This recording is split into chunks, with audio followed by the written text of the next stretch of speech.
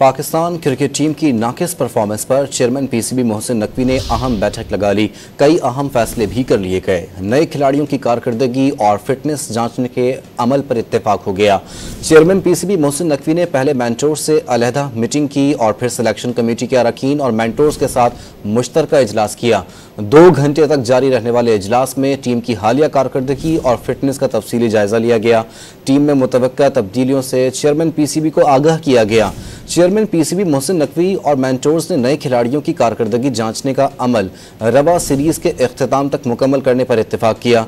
खिलाड़ियों की फिटनेस के अमल को भी रवा सीरीज के खत्म होने तक मुकम्मल करने का फैसला हुआ, जबकि चेयरमैन पीसीबी मोहसिन नकवी ने पिचेस का मयार बेहतर बनाने की हिदायत की।